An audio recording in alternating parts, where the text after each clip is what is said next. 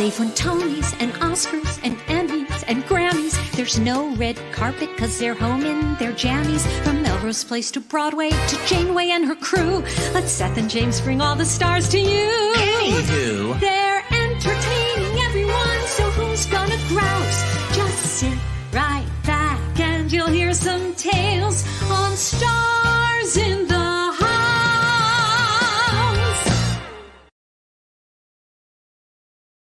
Hello, everyone. Welcome to Stars in the House. I'm James Wesley.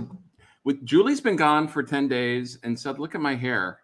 I know. It's like mine too. Julie's our hairdresser. Julie's our daughter, and right. Most importantly, hair. And then and we just moved. So those of you who are joining us for the first time, Stars in the House. I'm James Wesley. This is my husband, Seth Rudetsky, who's posting it, I think, right now. Yeah. Because we know we have some new people that are watching tonight. This is our benefit we've been doing for the Actors Fund since March of 2020. What is the Actors Fund, you ask? The Actors Fund is for everyone. There's Seth's AOL. So that's like going off in the background. AOL has not changed basically in 30 years, and it still does the annoying beep. Marissa Jarrett-Winokur and I are still on AOL. And at one point, she proudly said, I figured out a way no longer how to pay. She literally had been paying for AOL. She proudly touted. Wow. So stop dishing me. I'm posting on social media. Stop distracting me. So, but we've been doing it for the Actors Fund since March of 2020. And what is the Actors Fund? The Actors Fund is for everyone who is a professional in entertainment across the country. New York, LA, yes, but everyone from north to south, east to west, behind the scenes and on stage. And people are still really in need of help, especially with unemployment, and the unemployment that was going to gig workers has ended as of 2 days ago. So actorsfund.org, if you need help, they will help you with things as simple but important as food, utilities, rent, health insurance, and they'll help you find health insurance if you need it, among many other things. You go to actorsfund.org. If you can give, no, Mandy, please. That's our dog, because we actually have pet insurance. Thank goodness. They had torn ACL, so Mandy is trying to get out right now. You can go to starsinthehouse.com or text FUN 2020 to 56512. You'll get a receipt from the Actors Fund. You'll forward it along with your message, if you'd like, to donations at starsinthehouse.com. And we have a new total. We raised a lot of money last week thanks to the amazing matching. And by the way, we have another matching donation tomorrow from the Angie Torres Charitable Trust for the original cast of Merrily We Roll Along. That Sondheim amazing classic. So we are up to, for Stars in the House, $1,072,450. Wow. Yes. Raised a lot of money last week. It's pretty amazing. So we want to talk, before we bring on Dr. LaPook, because today is Stars in the House calls. I love that idea. Who came up with that? I think that was Jen.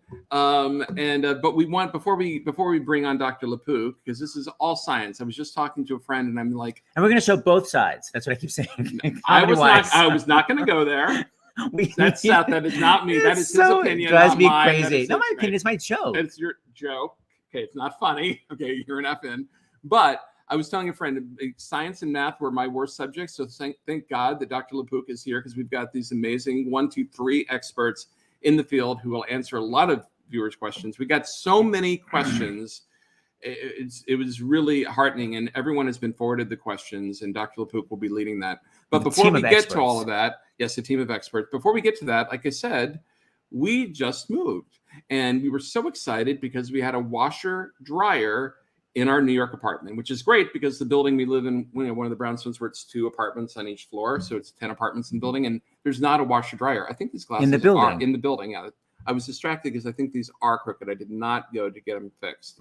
Anyway, we were so excited. We have a brand new washer dryer, and this. Wait, hold on. Go ahead. It's a much bigger build. All right, then you take over. So just FYI, so we were so excited. We got it. We started running it.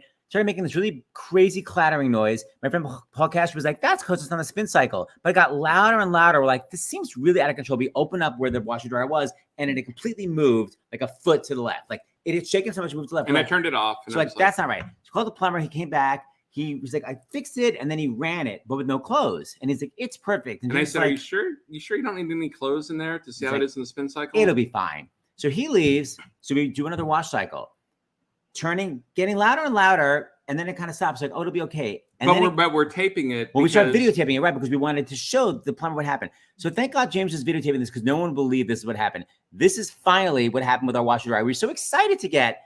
And on a side note, as you watch it, should we mention, our poor doggy had ACL surgery. They're both in cages now because they're supposed to be on bed rest. Mandy literally broke out of her cage because it was so terrifying. You can also see the cage breaking. So this is like as it was finishing the first. I was hiding in the kitchen when James filmed this. Yeah, hold on. Okay. I don't know. Your computer is weird. Hold on. We don't have our usual setup. I almost want to bring on Dr. LaPook. Dr. LaPook, tell us. Dr. LaPook, we're going to bring you on. Tell us if we were in danger. Watch this. Yeah, tell us your medical opinion. This is what happened at the end of our first cycle on our washing machine. 1, 2, 3, enjoy.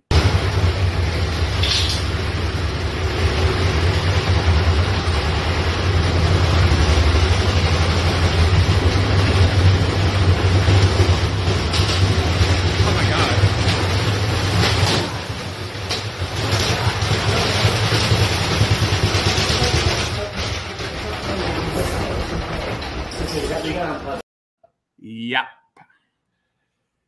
Yeah, well, like the SARS-CoV-2, washer dryers can be unpredictable. Amazing. You went to Yale. You know how to connect things for a paper. Excellent. Yeah, that was scary. That was yesterday. So there you go. That's why I said when I talked to you earlier, I said it had been a crazy couple of days. Well, there you go. Yeah. It's been wonderful. Still not working. So Dr. LaPook, this is our first time after hundreds of shows together that we're devoting entirely. That's right. There you go, David. The Stars in the House calls. David, that's great. To science. Crazy. Yes. So, and you invited amazing people, and we've got some surprise guests that are going to come a little bit later on. We have celebrity questions. That's right. But and a lot from the viewers. But Dr. LaPook, tell us who you invited and why. Yeah. What is your name and what do you really do? Okay. I am really excited about tonight because we have three major figures. This is all about you. How many times have you heard me say embrace science? You can't embrace it any more than these three people. So the first person I want to talk about is Kim Prather. You've heard me say her name a bunch of times. So she's a professor at UC San Diego, director of the NSF Center for Aerosol Impacts on Chemistry of the Environment. NSF is National Science Foundation.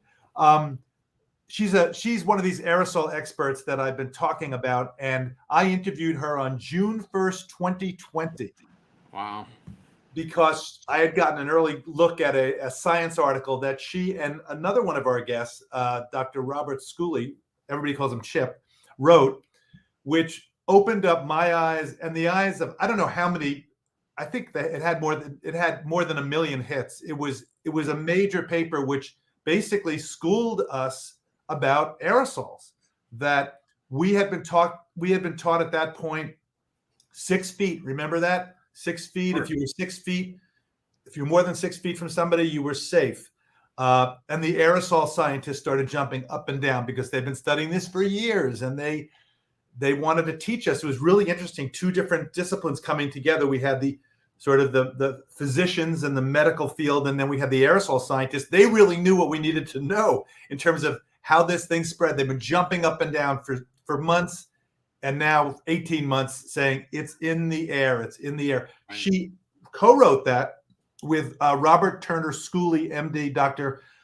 Chip Schooley, and he is a professor in the Division of Infectious Diseases at UC San Diego. He is actually the chief of the Division of Infectious Diseases, and he's a major figure in American medicine. He's an expert in HIV, hepatitis C, and in fact, when we were doing our 60 Minutes piece last March about variants, it was one of your first trips, right? It was one of your first trips, was to San Diego. Exactly. And this was when we were thinking there are these things called variants. This was before Delta. And we spoke to him. Our producer spoke to Chip to sort of figure out who do we speak with at Scripps and UC San Diego. We spoke to Christian Anderson and some other people. And really, so he's a major figure. And the third person is Michael Mina, who you've heard me talk about him. He's he's an assistant professor of epidemiology and immunology at the Harvard T.H. Chan School of Public Health, and he's also a practicing physician at Brigham and Women's Hospital at Harvard Medical School. And he is this expert I've been mentioning a bunch of times, who's an expert in testing. And he's also just a really terrific thinker, as the three of them all are, and has been giving advice and writing essays. And all three of these people are go-to people about how do you think about COVID, and how do you think about spread, and how do you think about testing. So as we are about to enter the school season and people have so many questions, how do you stay safe? I cannot tell you how many calls I'm getting a day with very specific questions that are all legitimate, that all take at least 20 minutes to answer, and often longer. You know, specific narratives. I went to a wedding. It was supposed to be outdoors. Then it turns out it was inside of a tent, but the flaps were open. I just found out that the woman sitting across from me tested positive. What do I do? Yeah. So I think, and then of course the school issue, masks, ventilation, testing, these are all huge issues. So without any further ado, Yes. let's bring on Kim Prather, PhD. David, you can bring them on. Fabulous. And you're also like, hi Kim, you're also like Hi, a Kim. distinguished professor, right? Yeah, that's my title. That's my official title. Yes. You are distinguished, and I have to give you each a few seconds by yourselves. Oh. Kim has been astonishing. I can't believe you are still walking this earth. Not very well. Given I'm really tired. She's 24/7 educating. She helped run this huge symposium recently that brought together figures from right around the world about aerosol scientists and thinkers. And she has just been determined, whether we want it or not, to teach us. I want it, but a lot of people, including the World Health Organization, even the CDC, really had to be kind of brought along. And you're kind of doing it. Tony Fauci today gave a talk to a group of scientists in London, and he put up a slide, which I sent to you, all about how important aerosols were in the spread. So that's Kim Prather. Chip Schooley, are you on there, Dr.? I am. Nice to see you. How are you? Dr. Hi, Schooley welcome. has an amazing, like from the nose down, looks great. And I'm really sorry that we're not seeing it right now. But this is, I love actually, Chip, I love the fact, first of all, he's the fact that he's even here, he's at another event, and he like snuck away and is here for us because we need him so much. He is a practicing physician. He's an infectious disease expert, and he actually co-wrote the article in Science with Kim. Is that right, Kim? Mm-hmm. So that is exactly the intersection that we needed. We needed the medical input coming together with the aerosol science. And you would think it would be easy to do that, but it has not been easy to do that. And so I really applaud the two of you. So thank you, Chip, very, very much. And then Michael Mina, who will announce to the world right now. Come on, Michael. There he is. Well, Michael has been my go-to person about testing, and he actually helped me come up with a technique to have a safe Labor Day get-together at our place in Vermont, where 18 people got together safely. And we'll talk about how you can do that. And Michael has been, again, another one of these people who's just working around the clock. I don't know how you do it, and educating all of us. But also, he has some exciting news to share, which is he is about to become a father for the very first time. That's right. I'm very excited about it. So, mazel tov, and that's terrific. So, thank you. And tonight was supposed to be a last date night with his wife and maybe another couple, and he snuck away from that to be here for a while. So that shows you really how seriously these people who are not only PhDs and practicing physicians and the rest, but they have really taken on the role very seriously of educators. Because if there was ever a time when we needed educators who actually are well educated themselves, it is right now during this epidemic, this pandemic of COVID, and a pandemic of disinformation and misinformation. So with that as a as sort of a preamble. Kim, go ahead. Well, I have, because we have a lot of, I know you have a lot of questions that I sent you from viewers. You can do that text, Seth. Because this is my one question, because it's been a question that Seth and I have had from the very beginning. And I think this is probably for you, Kim, but all of you chime in. Why was there so much resistance to the fact that, I know, there you're already laughing, about it being an aerosol, I don't want to say base disease, airborne. Because you look at the books of the 1918 pandemic, and it's like you see the people who had parades and were gathered together and they got it more, and the people who were separated in the parades were canceled, they didn't get it. Why did it take so long? Yeah, why were we obsessed with washing our hands? I mean, I know it's important, but why was there not that? Why did you have resistance, even from the WHO? It's like hard to believe now. Take it away. Okay. I just take it. Yeah, just bring it on. Why don't you just start me out with an easy question? Perfect. So what I've been told, and actually I learned this, I'll blame it on Dr. Schooley, is that it's really hard to change something that's in medical textbooks. Droplet dogma. John can attest to this. Everyone can attest. That's what it is. That's what every respiratory disease starts at, as surfaces and droplets. And to get it to change, measles took decades to get them to acknowledge it was airborne. And so it's really, really, like, there's a super high bar to calling something airborne. Okay. And we're still fighting. I mean, there's still a lot of confusion, I would say, in the public, unfortunately. So that's why I never stop talking about aerosols. I think I'm going a little crazy sometimes because I repeat myself all the time. But I'm going to repeat myself until the cows come home. I mean, we just published a paper and we basically said, we got brave. And we said, not only is SARS-CoV-2 airborne, but so are all the other respiratory viruses, which when you say it out loud, like, should that surprise anybody? Mm-hmm. It gets in your lungs, it makes you sick. And I'm saying it's in the air, and that's been a fight. It has been a long fight. So I still don't quite understand. Everybody has their opinions on why. I don't know, but it's gotten better, especially like in the last, I think, John, it's gotten a lot better, like for some reason in the last month or so. Thank God. Going back to school, people had to face it. And Kim, speaking of school, you quote unquote schooled Chip on his mask. What do you not like about his mask? Yeah, I guess we have to get this out to the public. So Chip doesn't have, so surgical masks were designed to block droplets. They don't work for aerosols. The aerosols go right out there. So it's called path of least resistance. I'm an aerosol scientist. So the air will just go, it won't go through the filter. It'll go right out the sides. And the aerosol, the droplets can't make the bends. They'll crash. They'll get stuck.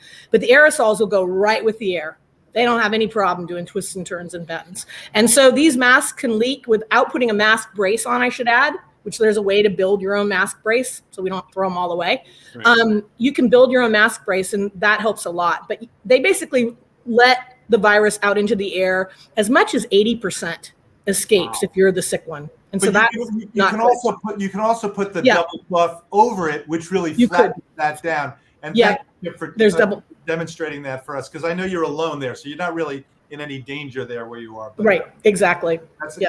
And then now that brings up the issue. I know Lindsay Marr, the fantastic aerosol scientist from Virginia Tech, who knows everything about masks, is not here. But Chip and Michael, I'd love to hear what you have to say about, because it has to do with our first question, which is about outdoor school sports and masks and no masks, indoor. A lot of issues are there. But the first issue I want to ask you, if you feel comfortable, Michael and Chip, is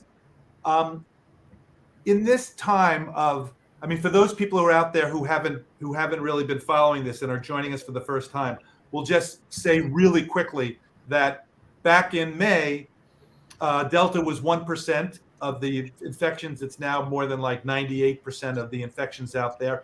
And back in May, because it was so low, it looked like the number of infections were going down. And that's why the CDC said, if you're vaccinated, you don't have to wear a mask indoors, because the thought was, well, even if you get infected, if you get a breakthrough infection, which we expect, right? Even if it was 5% of 160 million people, that's more than 160 million, it's more than 8 million breakthrough cases. The thinking was there'd be so little virus in your nose that you wouldn't be a danger to infect somebody else who's under 12 or immunocompromised or older. turns out that with Delta, which has about up to 1,000 times more virus in the nasopharynx as the original strain from Wuhan, it turns out that there's just as much virus in the nostril and the nasopharynx for the first couple of days as in people who get breakthrough infections having been vaccinated as in people who are unvaccinated and get infected. There's some recent research about whether it's more or less culturable, even though it's the same amount of virus measured, but that's sort of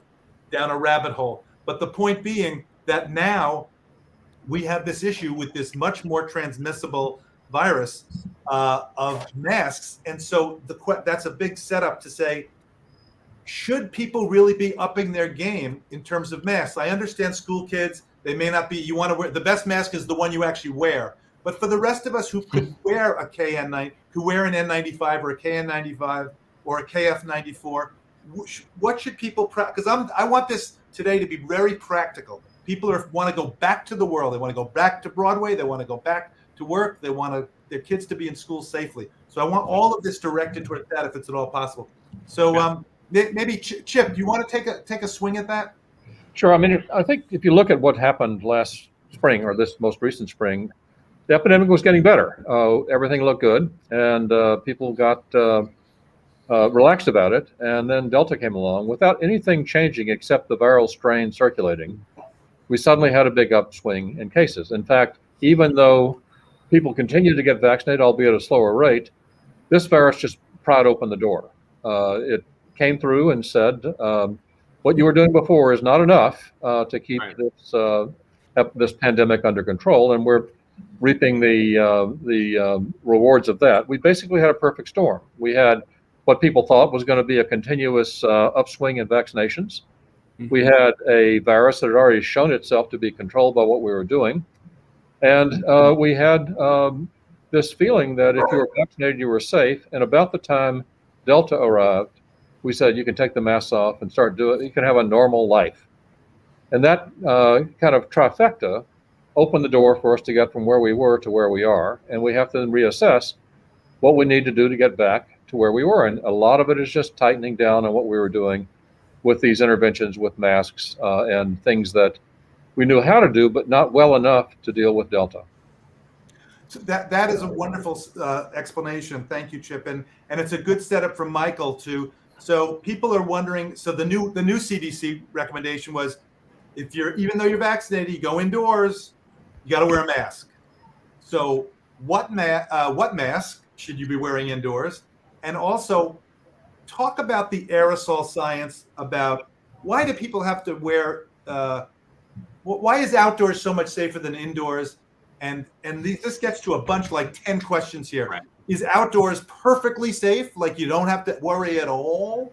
Or is it like you still have to think about it because there have been some cases of, we know there's the famous episode of the wedding in Houston where 2 vaccinated people with Sinovac from India came and infected 5 fully vaccinated people at an outdoor wedding in Houston. So talk about how people should be thinking about indoors, outdoors, masks, what quality. Michael, why don't you take a swing at that one?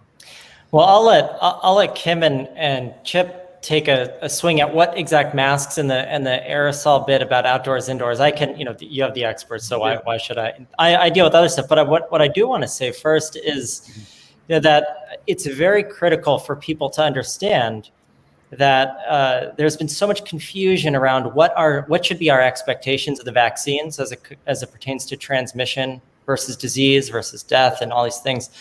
And I think, none of this is a surprise. We need to stop being taken off guard. We can look a few steps forward and understand this virus. It's kind of a pretty textbook virus.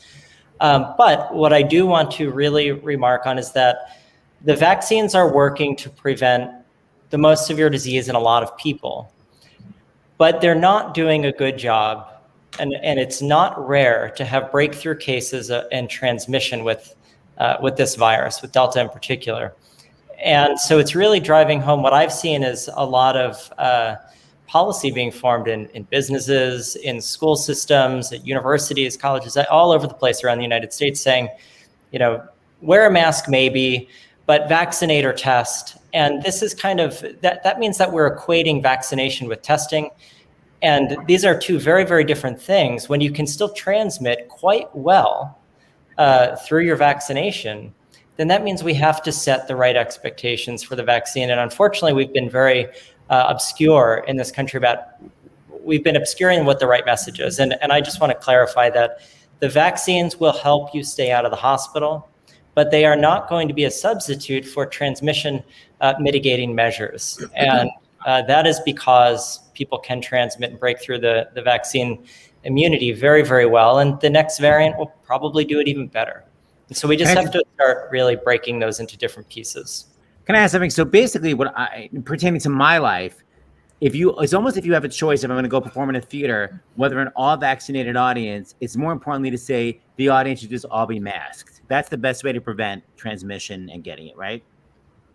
Well, we might all have our own. I think it's a layered approach, and I'll let Kim and Chip talk about that. But I will say, maybe we'll get to this in a moment, but masking and knowing if you're infectious before you walk in is also absolutely crucial. That's true. We have tools to know if you're infectious or not, and they're not perfect, but nor is a mask and nor is a vaccine. But when you layer them, a tool that tells you with 95% confidence if you're likely transmitting high loads of virus, a mask that can cut down on massive amounts of the virus, if it's an N95 kind of thing. When you compound these together, we can actually really do a good job to mitigate, even in the absence of vaccines. Well, as it pertains, because this is really for all three of you, as it pertains to theaters, because our base here is theater and Broadway, but theater across the country, there's a wide, just like people's opinion about masks and vaccinations, there's a wide, paradigm's the wrong word, but a wide disparity in how people are approaching theater audiences and how people are backstage. And Broadway seems to be the gold standard as far as vaccination required, new ventilation systems, at least in some of the Broadway theaters that I know of, and masks. But there are many other theaters, and because we've talked to our friends at the Actors Fund who have gotten calls from actors that are on the road that are in theaters where the audiences don't have to show proof of vaccination. They don't have to be masked. I don't know if there's not clarity about backstage, but definitely in the audience. And of course, off Broadway, you have a theater and community theaters around the country and high school theaters where the audience is, right there in front of you. So even if everyone on stage has been tested, let's say, Michael, and everyone's been vaccinated, if someone's 6 feet away from you and you're on stage without a mask for 2.5 hours, then what? It's not good.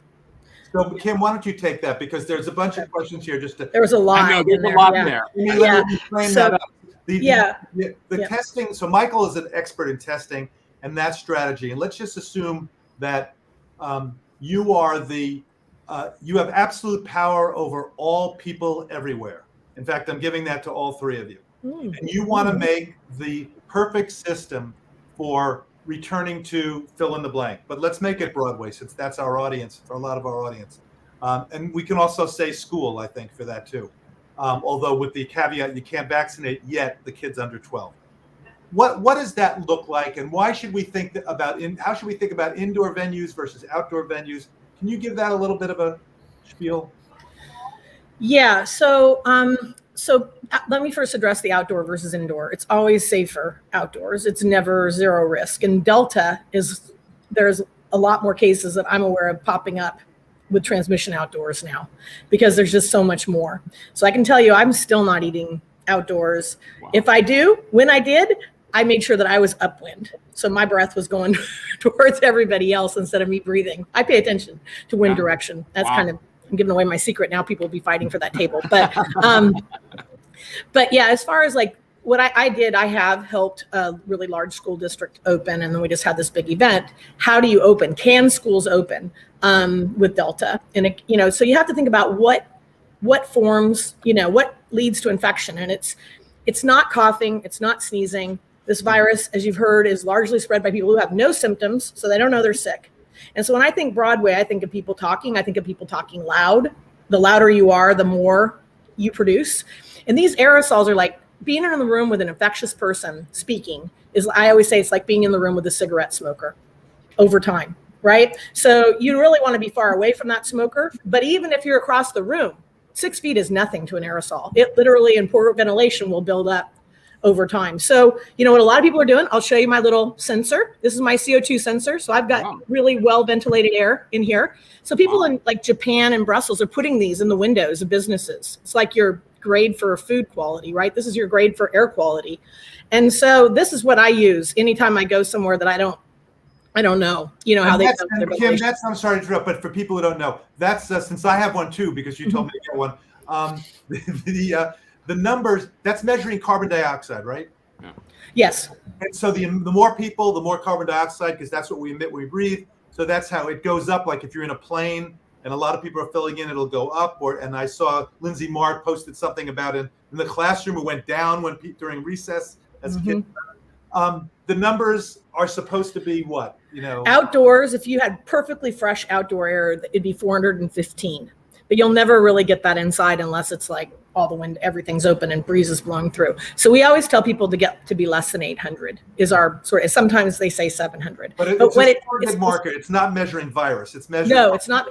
It's measuring the ventilation, the better. We call it the rebreathed fraction. It's the fraction of other people's breath you're breathing. Right. And so that's why you have to pay attention. The other thing I'll add, so, you know, Michael, he's seen me, I'm getting on this rapid test. I talked to Jon about it, even said, yeah, you know, I'm telling everyone, like, this is great. I wish there were more. And so I think the testing is important. The layers was stated. The one thing I would say that you left out that I think is going to be potentially the saving grace, hopefully the saving grace, I don't know, but it's filtration. There's these boxes that we can now build. And, now there's this grassroots effort where everybody's building them for their classrooms. Teachers are building them. Parents are building them. They cost about $60 each. And they're just a simple box fan with a square of filters. And that will literally pull the virus out of the air very fast. And so if you put like 2 or 3 around the room or the theater, I would be very happy. You know, if you want to keep your actors safe on the stage, have them, they're quiet. They're like quieter than a refrigerator. They've worked really hard to get them quiet, and they're dirt cheap. They're very similar to a HEPA. If you have more money, you can put a HEPA filter out. Do not get an ionizer. Do not get, plasmas, all this other stuff. It doesn't do anything. They charge you more, and it's snake oil, quite frankly. A HEPA, all you need to do is just pull it back. The first thing is you want the good masks, because that blocks it from ever getting in the air. That's infection control 101, right? But once it's out in the air, now the genie's left the bottle. Now you got to get it back out of the air. And filtration and ventilation work together very differently. And I think for Delta, you need both. So HEPA filter or MERV 13, right? MERV 13 is what you put in the MERV 13 is how you build those boxes, but it's what goes in your HVAC system. Right. The HEPA is standalone, little portable, like little refrigerators. You should see my Twitter feed. I've got pictures. People have built thousands of these things, and it has made parents and teachers feel much safer about sending their kids back. I think it could be the saving grace. On the short time scale that we had, I just didn't think ventilation by itself was enough. So filtration is really important. Hey, Kim, before you answer other questions, and that's one of our dogs barking. Who's in the pen? That's Bagel. That's gonna get Bagel. But we actually have a parent here who's backstage, and I have a feeling that her questions may overlap with what the questions that I had asked. And and she just took her daughter to her and her husband to school for kindergarten for the first time, and so she has questions. Here you go, Audra McDonald. Woo! Hi, how are you? Can you guys hear me? Hi. Hi. So I just want to say, Kim, that like literally you picked up that thing and showed it, and I bought 3 on Amazon. Grab them while you can. Exactly. Yeah. I hope it's the right thing. If not, I'll send it to you. You let me know. But I bought them immediately. Yes, my 4-year-old just started kindergarten, a couple of days ago. And I guess what concerns me is they are taking off their masks. They have the MERV 13, they have the mask mandates. They're basically eating outside, but they are taking off their masks to eat and taking off their masks, for like snack time and when they're outside. at recess. And I know that the schools, and we're also doing like 20% population testing. So they're doing everything that they possibly can. And I understand the psychological need for my daughter to be in kindergarten. After a year and a half of this, she needs it. Mm-hmm.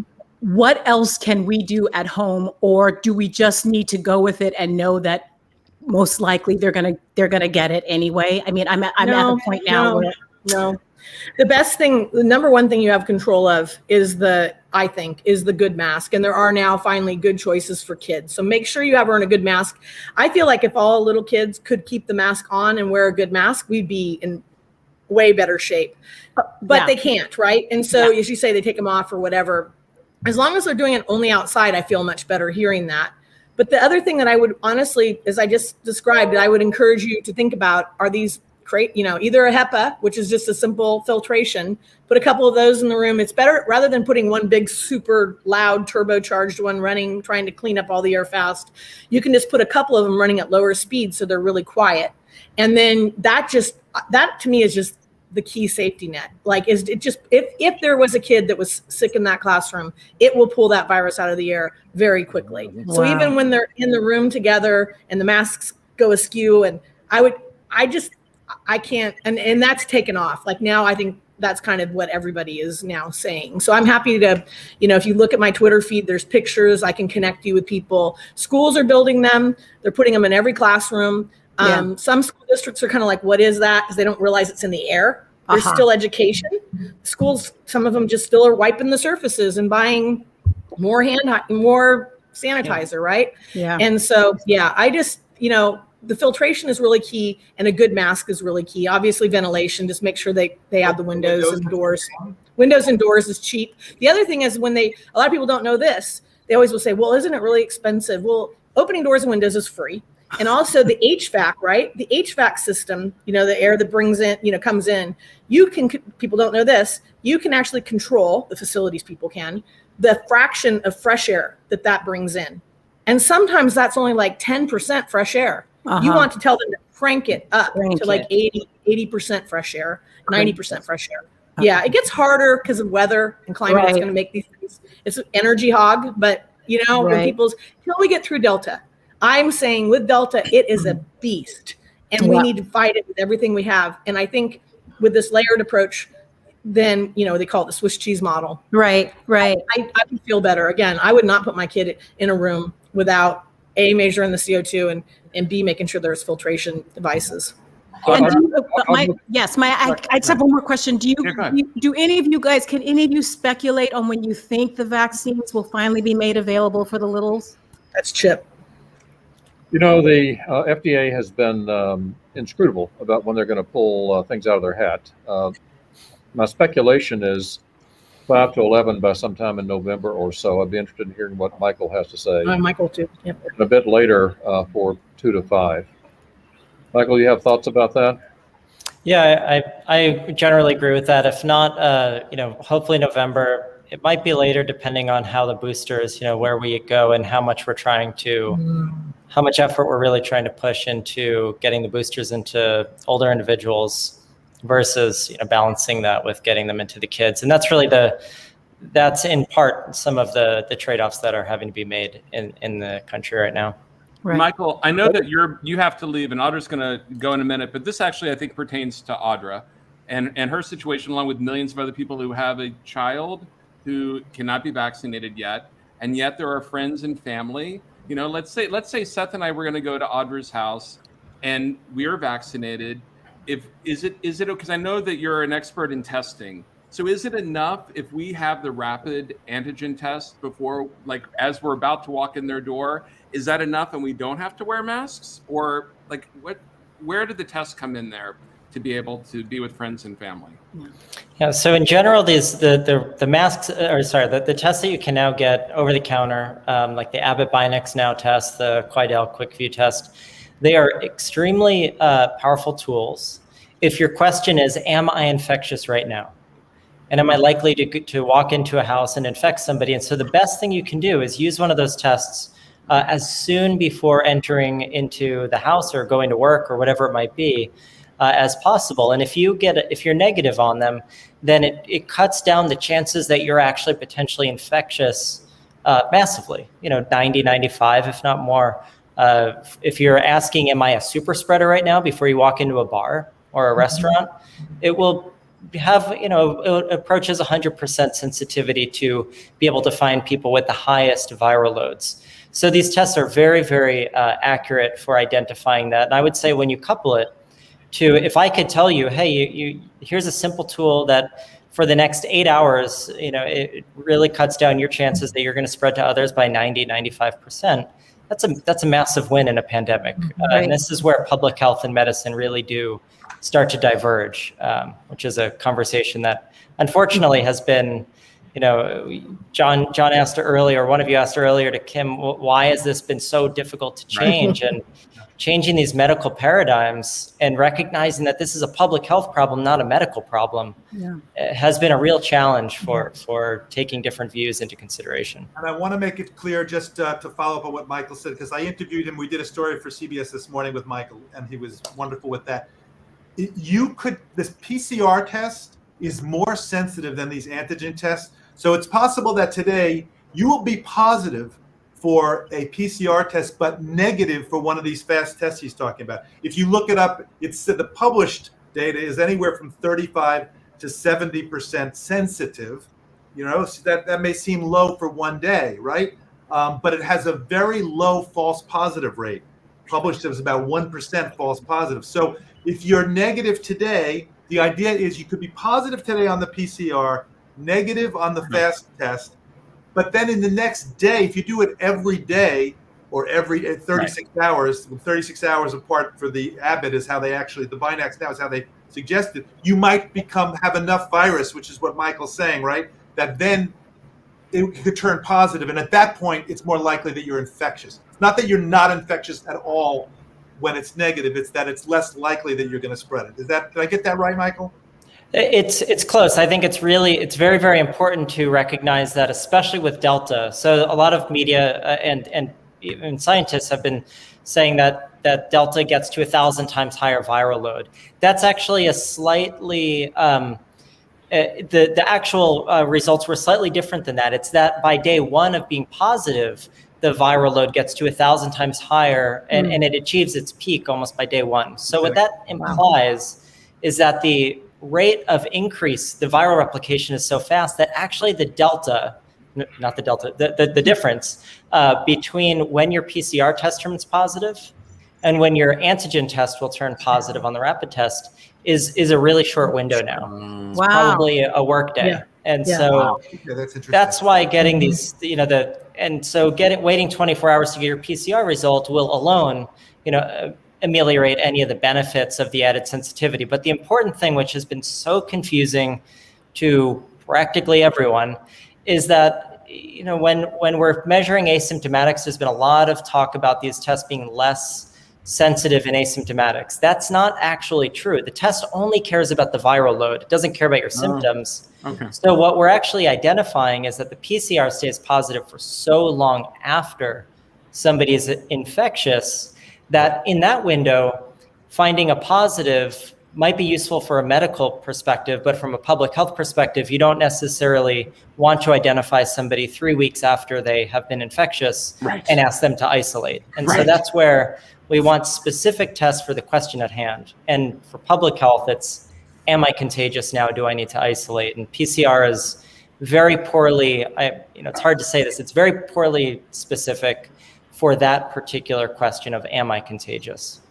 And Chip, you were going to say something. Can you? I was just going to say, I think one of the things Audra has clearly shown is she's paid attention to what's going on. She knows what should be going on. And the best bulwark in all schools is for parents to be as informed as Audra is and to form really a shield around their children. And because the virus found its way in to the schools through families and back into the schools, and that's where it's amplified. So to that extent, from the standpoint of a public health effort, it's very important for the schools and the public health enterprise and the families to try to have a family-oriented approach to protecting their children and thereby everybody else's children by being vaccinated, not putting themselves in risky positions, by not ignoring symptoms if they start having symptoms and getting tested. And that's one more piece of the bubble until we can get the kids vaccinated as well. I love that advocacy issue point, Chip. It's that I'm so glad you brought that up, because I was speaking to Rochelle Walensky, Dr. Walensky, the head of the CDC, a couple of weeks ago, and she was frustrated she was telling me that, billions of dollars have been allocated for school testing, but a lot of the schools aren't asking for it. Yeah. So I think, when you think about bottoms, it's one thing coming from the head of the NIH or the head of the CDC, parents putting pressure on local school boards, on schools, on principals, on PTAs, showing up and saying, where's the testing? Where's the ventilation? Where are the boxes that Kim is talking about? Where are the masks? And, really being on it. I have to say, I'm sorry to interrupt. I just have to say, I'm not going to say where I live, but in that sense, I'm very lucky in the school district that we are, that they are doing everything that they possibly can.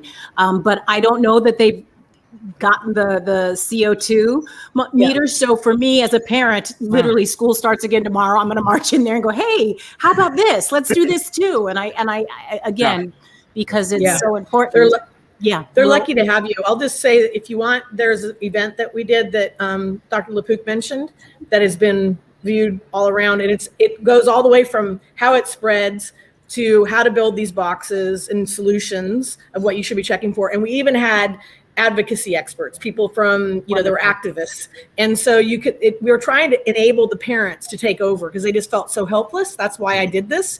And it really, if people are worried about school, it turned out to be 3 hours, but it's broken into chunks. And so you can look up the boxes and I'll make sure that you get the link. Yeah, whatever the link is, and I'll retweet the hell out of it myself. There you go. Thank you so much. Audra, thank you so much. Thank you so much for everything everyone's doing. Take care. Bye-bye. Bye-bye. All right. Bye. And Michael, you have to go, I know, right? Thank you so much. And thank you very much. Yeah, Michael, this was great. It was really, really important. Thank you so much. Yeah, good luck, Michael. Mine's 22. Mine is 22 today. My baby is 22 today. Is my mic muffled? I just got a little. You're okay? You're okay. If it is, it's very little. Okay. Dr. LaPook, before we go on, because I know there's so many viewer questions here, right, but we have gotten some donations. So I feel like you don't really read the donations. I feel like you need to read the donations. David where put them are up at they? 813 in the private chat. Oh, 813. Okay. So it's a long thing. Well, there's two above it. Okay, I got it. Seth and James, here's hoping your new home woes come to an end quickly. Forwarding my monthly donation to keep up the good fight for the Actors Fund. Forever, SIT 8 stars in the house. Core family, Lori S. from Texas, $12. Thank you, Lori. This is the first time I've done this reading. I know. Yeah, it's great. I was told there'd be no reading. Dr. LaPook is my #1 source for COVID information. I don't know what I would have done without his knowledge and wisdom. Oh, it's from my wife. No, I'm kidding. Thank you all. Cindy, $75. Thank you, Cindy, very, very much. And then such a great idea to dedicate a whole show with Dr. LaPook, and what a great idea was to have experts that Dr. LaPook turned to for the information he shares with us. Oh, yeah, and shares with the CBS audience. Thank you so much. Only 3 sleeps until I come to New York. Yay. Seattle, Susie Q. We know her. $20. Thank you very much. And I would have to say, you've heard me say it how many times? You don't have to be smart. You just have to know somebody's smart. This is this is the best part of my job, is I pick up the phone and Chip Schooley picks up, or Kim Prather picks up, or Michael Mina picks up. And it's amazing. And then I can try to distill it, right, and say it to everybody. Dr. LaPook, my wife, Susan, yelling from the other room if I wander off to take care of the dogs or to go to the kitchen during Stars in the House. She knows I will immediately come running back. P.S. to Seth, Susan still uses an AOL email address. Nancy Wilkinson, $50. Thank you. And a fax and a thermofax. Dr. LaPook, Audra's here. Oh, that's it. That's all. Well, and thank you. These are all for the Actors Fund, because as we're talking about, one of the things that's going to help actors and people who work behind the scenes get back to work is proper ventilation, among many other things, and that's what we're talking about. And the Actors Fund is there to help. So there you go. So Dr. LaPook, do you want to? Where were we with the questions? We just got started. That's all right. No, a lot of the questions were answered, believe it or not. They really were. But Nathan is asking, outdoor school sports, safe, masks or not? So first, school sports, especially outdoor sports, cross country, field hockey, football, soccer, masks or no masks. Last year, all sports wore masks. With this year, just indoor sports will be in the school system I work in. So, Kim, you're probably the outdoor. So, outdoors, obviously, I use the equivalent. It's just, it dilutes it. It's like taking a drop of dye and putting it in, instead of putting it in a bucket where you see the color, it's like putting it in a swimming pool. It dilutes it that much, right? So the chance of getting enough to get infected is much, much lower outdoors. And before Delta, I would have said, if you can stay apart, like in sport, like soccer or something like that, like don't. But right now, it's just, Delta's just, it spreads so much more that I hesitate. I can't say there's nothing that is zero risk, Right. But when you exert yourself, so I just saw this picture. Somebody showed of football players in a line head to head, and then there's steam coming out of it was just crossing, and you just saw that. And that kind of situation, with exertion is going to produce a lot of aerosols. Mm-hmm. And so in those situations, up close, high exertion, I would be concerned. If you're doubly vaccinated, that makes it a lot better as we go towards if we need boosters, then it starts to get better and better. I just keep trying to tell people, and it's so hard to tell people, just wait a little, we're almost there. Do you want to have been locked up and done all this stuff for a year and a half and then get it now? Because we're just so anxious. We're all anxious to go back. So I kind of say slow it down a little bit. I don't know what Chip wants to say. I'd say two more things. I mean, one thing is this is a place where frequent testing can help a lot. Oh, yeah, exactly. Yeah. All of our athletes 3 times a week, and then also they see themselves as a family. One of them gets sick, the whole team is out. Mm-hmm. And so they are very careful about their extra team activities. So again, if you can operate the teams as bubbles that are frequently tested, mm-hmm. You can begin to make some things that work. I'd much rather be running cross country than wrestling. But we can get to that bridge later. And this is a good time to remind people of the basics. The incubation period is 2 to 14 days. So you could be exposed today and test negative tomorrow, the next day, all the way up to, usually it peaks around 3 to 5 days, a little bit earlier right now with Delta. But just had a patient tested negative 7 days after exposure. 9 days after exposure, tested positive. So when people are thinking about going to visit grandma or grandpa or somebody vulnerable, and it's not just a matter of doing whatever you want for a couple of weeks and then getting tested the day before and you're negative and you go, or getting tested even worse 5 days before and then going. It's a matter of being careful for a couple of weeks because mm-hmm. And then on the other side of that, it looks like you're infectious for about 10 days after either the first symptom or testing positive. And I saw some of those graphs with Delta and how quickly the viral load goes down, but it seems like it may even go a little bit past 10 days, doesn't it? There's a fair amount of variability from person to person, and you don't know about the person that you're in the room with and what their slope is, so you have to be careful. Yeah. This will be right up your alley. So somebody wrote either one of your alleys, because I recently acquired a face shield through my insurance benefits program. Can I wear the face shield mask inside a restaurant without having to wear the regular surgical mask underneath if no one is sitting within 6 feet of me? Wow. This is wrong. I mean, I know you're already shaking your head. Go ahead. No. So I tell people, back to the cigarette smoke analogy, if someone was smoking outside of that face mask, would the cigarette smoke come inside of it? And the answer is, would you smell it? Yes. It doesn't care. Aerosols just don't care. So they will come around, and what's been shown with face shields without a mask is they can actually trap the aerosols and concentrate them in your breathing zone. Same thing with the plexi barriers. Right. They actually, not only don't they help, they can actually hurt by making you breathe more than you would be without them. So no, if you're going to wear a shield, because that's important, for eyes and nose, but it's just, you got to have a mask under there too. And they're that most also- helpful. They're most helpful if you have crazy glue to the entire But show. I don't know if you have these in San Diego, but in New York there are some outdoor restaurants that are basically indoor restaurants. Right. It's insane. They're Insane. medical Oh, field. yeah. I have to get out one more warning to the public. You just made me think of it.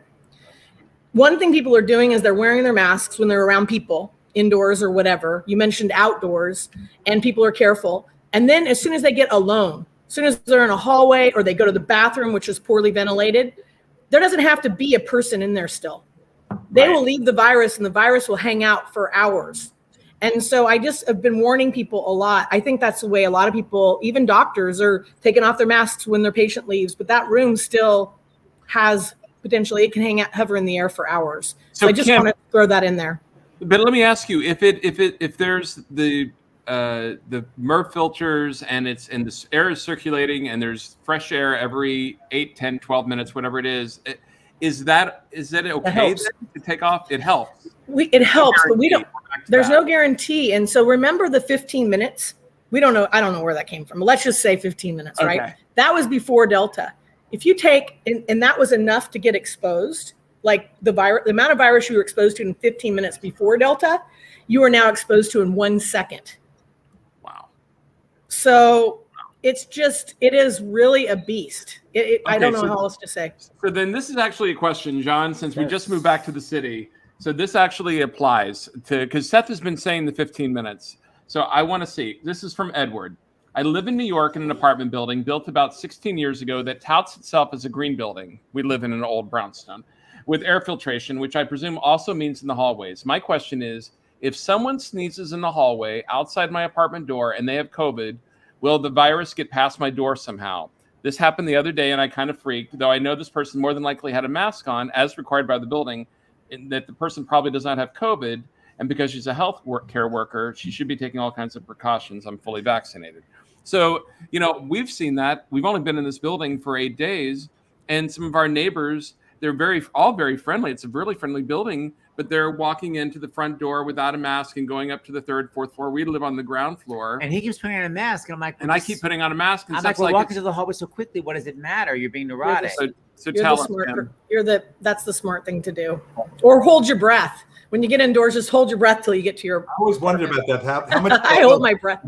I hold my breath a lot. Since we're heading down the home stretch, I want to give some closing statement times for Chip and for Kim, and let me set it up. I can see how all this, the aerosol science and the uncertainty can be very disquieting for people. I can imagine people hearing this conversation and thinking, what do? I just want to get back to normal. And I would say, to just pull out the microscope and put it in perspective, we are so much better off than we were 1 year ago. 1 year ago, I was afraid of dying of COVID when I was on the COVID wards. I was afraid of in April of 2020. I thought it was like a non-zero chance that I would get COVID and die. Now we're vaccinated. Yes, there's some waning of immunity with it, and we could do a whole other show about boosters. And I think we're going to hear a lot more from the advisory committee for immunization practices, the advisory committee to the CDC in just about a week from now. So hold your horses on that. There was a big talk that Tony Fauci gave today where he said that some private conversations he's been having with Israeli public health officials, they said that it does look like there's some waning protection, not just against infection, which should be asymptomatic or mild or moderate, but also against more serious illness. So he sort of floated his preference where he's headed now, which is that the booster is actually a 3-shot series. That's the initial immunization series. It's 3 shots rather than 2, rather than thinking, oh, it's 2 and it didn't work and we now suddenly need a 3rd. And you see these with hepatitis B, with some other vaccinations. So that, I think people should feel boosters are coming probably. There'll be much more protection there. The amount of neutralizing antibodies, protective antibodies go up dramatically.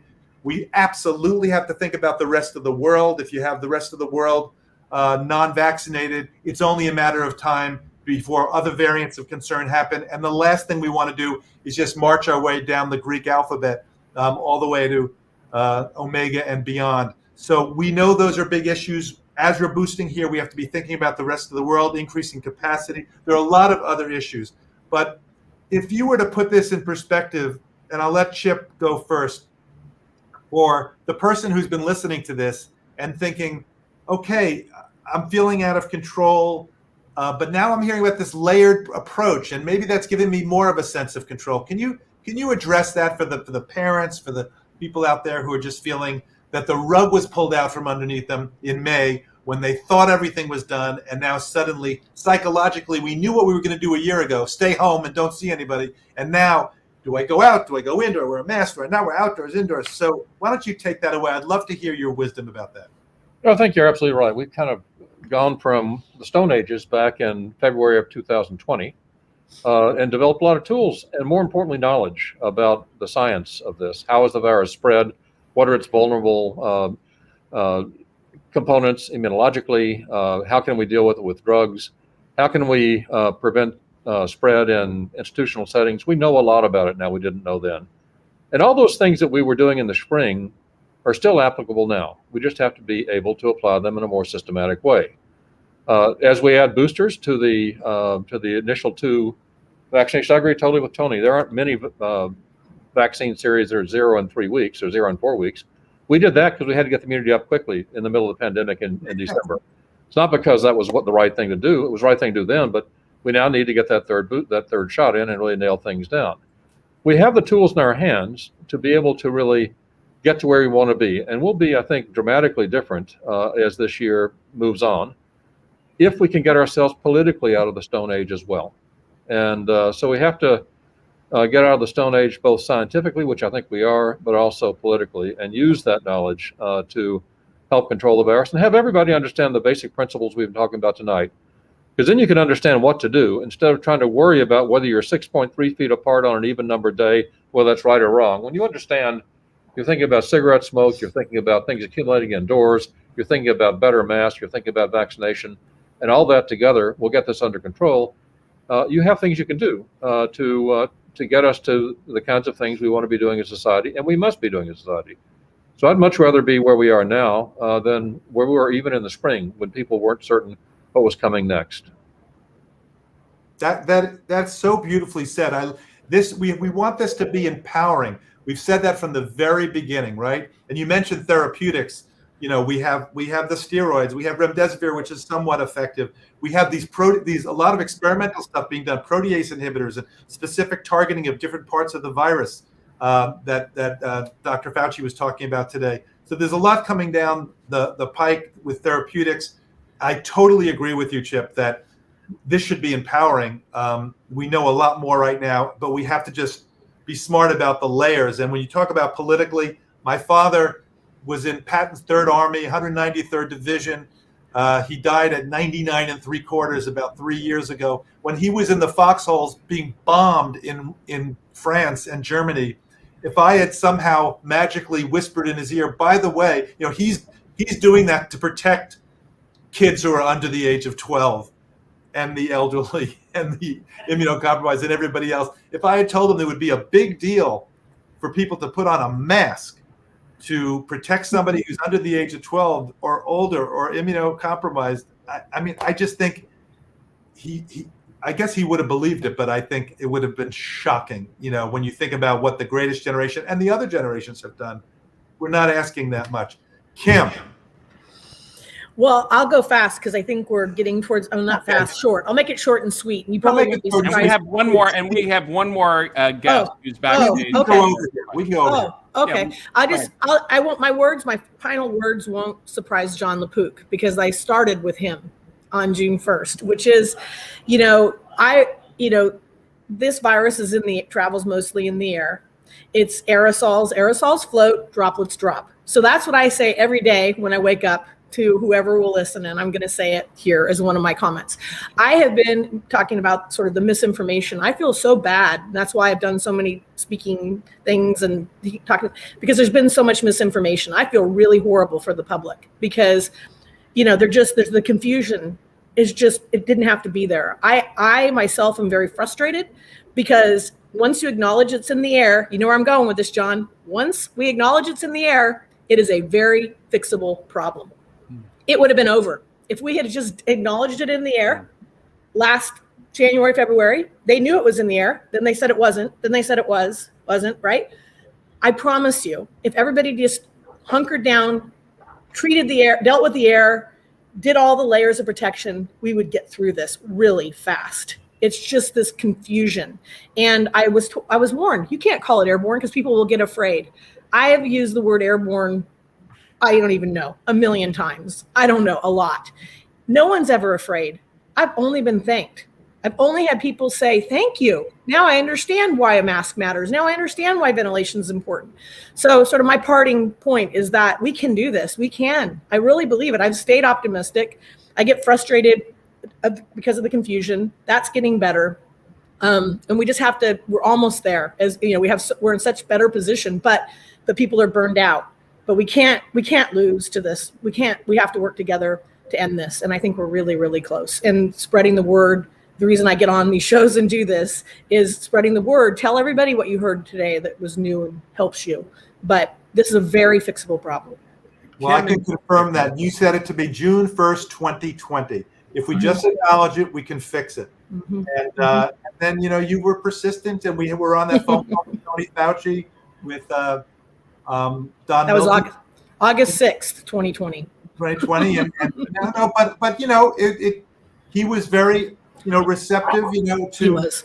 and he said, oh, okay, we're learning, and we're bringing together different disciplines, and that's what we have to do. And don't have hubris, and don't say, I know everything. It's been a really, anyway, you've been, tremendous advocate for education here, as have you, Chip. Thank you very much. Thank you. And there's somebody else who has a question. Who's Yes, we have another one of A our Tony winner. Ooh. friends who also, like Audra, has a child who is not able to get vaccinated. So we wanted to invite him to ask a question himself. Please welcome the stars in the house on Santino Fontana. You can call me whatever you want. Hi, Santino.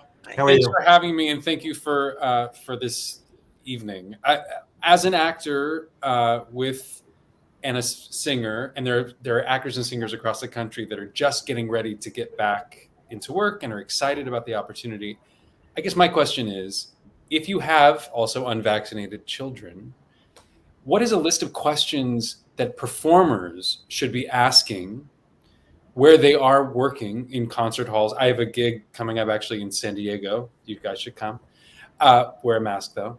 And my question, what's a list of questions that we should be asking in venues that we're going to perform? Well, your question's perfect. I'm actually at the San Diego Symphony Shell on the harbor tonight, which is where this is coming from. So we're looking forward to your being here, and you've been asking the right questions. The symphony has has a vaccine mandate. Masking is something that is done except when on stage performing. The audiences are wearing masks when they come in and are not allowed to unmask in this massive outdoor shell until they're at their tables and while they're eating. They pay a lot of attention to what goes on behind the stage. You also need to realize that there are a lot of people that come with you, your roadies and other people who support you, and you need to insist that they're protecting themselves as well. But I think the performing industry has really done a good job of recognizing the science behind it, and they're in a position to set the bar for what the rest of us should be doing. And I think that if you were here tonight, you'd feel quite comfortable about what's going on. No one tonight. Gary Clark Jr. is playing, and you can't get backstage without a rapid antigen test. So those are the kinds of things that you can negotiate with your venues. But I think your questions are well placed, and you can actually provide leadership to many people around the country by espousing the kinds of things you've been hearing about tonight. So I'm looking forward to your being here. Thanks. I would add to that, don't have the gumption to ask the questions. Today, I hailed a cab in New York. I never get in before looking around to the front, and the guy is not wearing a mask, and he had a beard. And I said, your mask. He goes like that. I go, bye-bye. Yeah. You have to feel empowered. I know it's like you don't want to be rude. You don't want to hurt somebody's feel. Are you vaccinated? No. I think you have to ask all those questions. But here's the problem. The problem is that Seth and I know, and probably you too, Santino, there are a lot of performers who can't afford, if the venue that they were asked to perform in, name the city, and if they are not requiring their crew to be vaccinated or other performers on stage to be vaccinated, and they need to make money, it's like, is there a safe option? I think that's what Santino, right? It's like kind of like, what questions can you ask to at least give you an idea of the layers of protection? Because not every theater, Chip, unfortunately, is like where you are now. I would say probably more than half of them are not like that. Yeah. So then you kind of want to know about their ventilation, right? Then, because like Chip's in the open, it's outdoors, so it's also a nice thing. But if you're indoors, these could be stuffy. I would be carrying. Did he see my Santino? You didn't see my CO2 sensor. I would take this everywhere you go. So this should be low. 400 is awesome, which means my house is very well ventilated. As this number creeps up, you're breathing other people's breath. And so more of people's breath. So you're sharing the air and the chance of you getting infected. I would take this with me everywhere if I was going into unknown venues. And if it climbs above, 1,000, it'll get to 2,000, 3,000, I'd be out of there. This is my sort of safety pin, if you will. Because the ventilation is important because let's say someone even has COVID, if the ventilation is really good, it'll at least not get to you. Ventilation, really good is like 5 air changes an hour. That's what we call it. 6. So every 12 minutes or something, the air will be technically clean again. But that's a long time with Delta in a super spreader. What we're trying to fight against, and that's where those rapid tests, I really do think these are I've just jumped on the rapid test bandwagon. I told Jon when he was going off on his excursion, and I'm telling people when they're having events, test every day. Like there's no way, I hope they get cheaper. They should be. They are in other places. They're heavily like in Europe, they're $1 a piece or something. Wow. So I think that rapid testing is going to be our, the mat is really going to be really important because it's the super spreader. Remember that 80% of the spread, roughly 80% of the cases have been, a lot of times they're from these massive spreading events. And so you want to avoid that one person that just gets everybody in that room sick. The one thing is we need subsidization. This has to be subsidized much cheaper. Yep. Even the cheapest one is $23. Yeah. What I did for our weekend in Vermont is everybody had a negative PCR baseline the day before they came. So we knew that was negative. Then they had the rapid antigen test every morning. They didn't come down.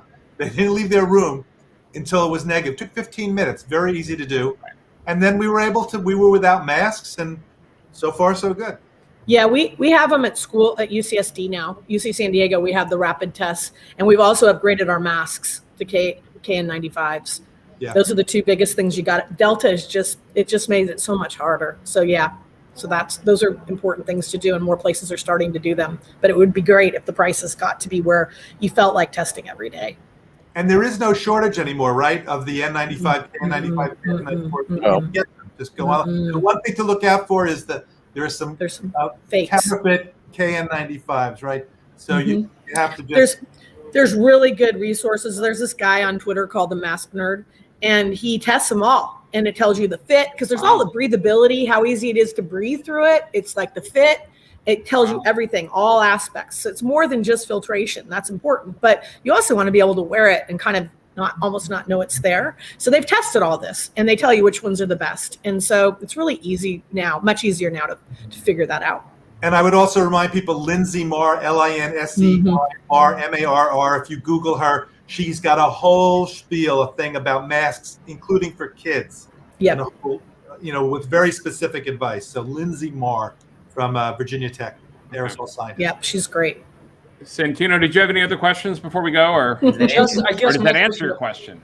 Yes, this was super helpful. My question about ventilation in particular, is there any, do you know, I guess I don't know, I mean, I need to check my unions about if workplaces are using ventilation, if it's updated to the, a lot of these theaters they've been around. Yeah, and that's a problem, right? Some of those though are leaky. So you started going down the path of these green buildings that are super tight. You kind of want the old leaky buildings. Your apartment's probably pretty leaky. That's good. That means there's more fresh air. As we've gone towards lower energy or not wanting to burn as much energy, we've tightened our buildings, which has made ventilation not as good, right? The air doesn't move. And so, these older buildings might be good, but I would just, if they've done it, they'll know what you're talking about. If you say, what kind of filters do you have in there? MERV 13 is what you want. If you can. But again, in older buildings, sometimes you can't. So that's where, if they start saying, okay, we've added HEPA filtration, little HEPA filters, then you start knowing have taken it seriously. You kind of just want to I would just want to get a sense of whether they get it, that it's in the air, or are they just wiping down the surfaces still. Right. Then I'd be really nervous. And there is a way to calculate what size filter, how many you need based on the cubic feet in the room. Easy. It's math. It's easy. It's super simple math. Mm-hmm.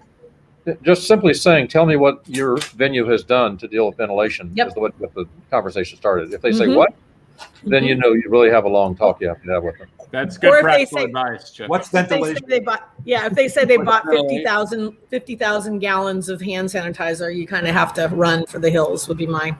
Right. And go to the Actors Fund for help if you How about can't take the gig. Temperature checks, which are making me crazy. Making me crazy. Those are the stupidest things ever. I got my temperature taken before my vaccine. It was like, it's just crazy. Yeah. That's how this virus is snuck around. It's still sneaking. That's its stealth ability to get around the world. One more question. Go ahead. For people, and I'm double vaccinated and I want that booster the second they'll let me. But I'm going to create my own. My question, for people who are hesitant in getting vaccinated, what do you say? What can you say to them? This is Chips. There are a whole range of reasons, and you have to kind of listen to them first before you talk to them and see what their reason is. Where are you coming from this? Some of it is just, I'm just not sure yet. I want to see what happens. You say, well, we're about 170 million people have been vaccinated, and the people in the hospital are not the ones who've been vaccinated, the ones who haven't been vaccinated. Then you say, they say, well, it can get into your DNA, and then you can actually, in those people, you can have a scientific discussion about the fact that messenger RNA vaccines don't get into the nucleus. There are some people who say, I don't like any vaccine, and I'm not going to get vaccinated because and when you start getting to that, it's almost impossible to have a real conversation with them and convince them, because you're not having a rational discussion. And trying to make them feel bad about things is just going to cause them to dig in their heels. Most people, I just say, well, I hope you can be safe because, you can get really sick. Please wear a mask. Please be careful with yourself. You and your family are really at risk by this decision. But for those who are kind of not certain, tell them look around and see what's happened since last year when the entire country was at risk for death. And now we're down just to those who haven't been vaccinated, and they can join the rest of us by being vaccinated. I loved your tone on that, Chip, because I think, especially the point of don't start off by talking, start off by listening. And I said recently that people come into conversations now coiled. They're just ready to strike, and you have to go into these conversations uncoiled. Come with empathy. There will be people who you cannot change their minds. No matter what, okay, they're over here. But the people who you can change their minds, you're going to do it by listening first. Have that tone of voice that Chip had. Start off by attacking. That is not going to work. You start off by listening and answering specific questions. That'll help. And I gave the example of the mother of a 5-year-old who said to me that she didn't want her daughter to wear a mask. And I said, what were the reasons? And the first was that it was uncomfortable. I said, okay, I get that. That's true. I didn't say what I was thinking, which is a ventilator is more uncomfortable. But then the second one was that she wasn't her child wasn't able to read body language, facial expressions on the other kids. I get that. But the third one was, well, all that carbon dioxide gets trapped, and I read on the internet that it's really unhealthy for you. And there I was able to say, okay, that is scientifically not true. It is incorrect. And she said, really? And we explained why. Aerosol scientist Kim Prather can affirm that that's true. The paper that caused all the problems has been retracted, and the person who wrote it has lost their job. So yeah, it's not true. So I think a good way for us to end this up, because we could go forever, is it's an optimism, I think, now, because we are empowered, just like Kim said to me in June 1st, 2020. Once we recognize the problem, we can actually fix it. Yes, you have vaccination, you have masks, but you also have the knowledge that it's spread through aerosols. You have ventilation, you have filtration, you have testing. You do have physical distancing from people. We have the knowledge that outdoor is safer than indoors. And even you're washing your hands. We're not saying not to wash your hands. Wash your hands. If you cough into your hand and then say, hi, how are you? You can spread it that way. So you do it all. The virus has a lipid membrane. It explodes. It just with soap. It's very easy to get rid of. You can have a hand full of virus. If you keep it below your neck, you're not getting COVID. And we know that we touch our face all the time.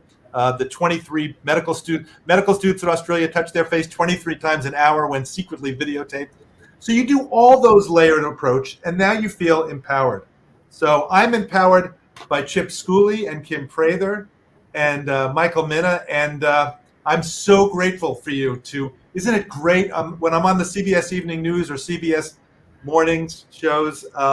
We have 2 minutes or 1:30. And it's now called CBS Mornings, by the way. Yeah, change. Not CBS, it's my CBS Mornings. I have to just get that in my head. But to be able to have this much time with experts like you, it is so generous. And Chip, for you to take time out of your evening of entertainment, and Kim, of course, you've just been burning the midnight oil. I don't know how you're doing it, but anyway, thank you very much. And thank you, Santino. Thank you. Hey, thank you all. Thank you for helping get the word out. This is really important. Thank you. Well, thank you, Kim. Thank you, Chip. Your battery lasted, Chip. That's amazing. The computer did. I'm not sure about mine, but the computer did. You did great. Thanks, Chip. Thank you, Kim. Thank you. Talk to you later. Bye-bye. Thanks for helping. All right. Bye-bye. Good work. Thanks. John, there are so many more questions, but I think we covered a lot of territory. Kind of all the same thing. Yeah, we had a lot of, and we got the philosophy, which is really what I want. I want it, again, it's you can give somebody a fish or you could teach them how to fish. And we've been trying to teach everybody how to think about this issue from the beginning with the science of it. And I love the questions that we got. They show that people they've been thinking, they've been listening, they have very sophisticated questions. And I love the idea of empowering people as a closing message. You do all those layers. Yes, it's an unpredictable virus. Yes, we are unhappy, but we can do something about it. And hang in there. Because we talked about a beginning, middle, and end. It's going to go up in the fall probably as we go indoors. The virus likes cold and dry.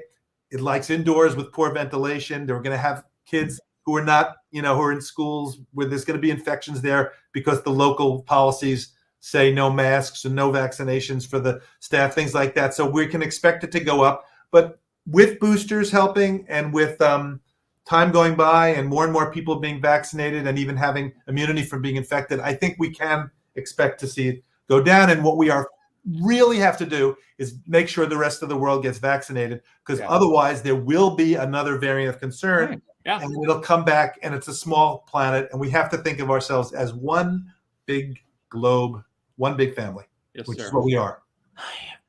We want to remind people tomorrow we have matching donation. We have a reunion of the original cast of Merrily We Roll Along, including TV star Jason Alexander, who I was obsessed with in that show. And of course, the three amazing leads, Jim Walton, Lonnie Price, and Annie Morrison. Yeah. And some Friday, live music too. Oh, and live, I've already set up the live singing. Yes. And absolutely. then Friday night we have a game night. And then Monday is our Welcome Back Broadway or Back to Broadway. I forget what we're calling it.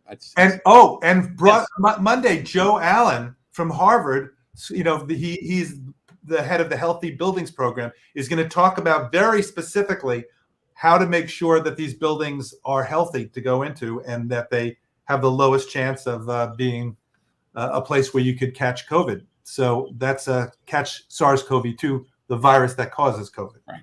Thank you. And on Sunday, I'm doing my show off Broadway. My very first performance is this Sunday. And there you can go for. It's at Asylum.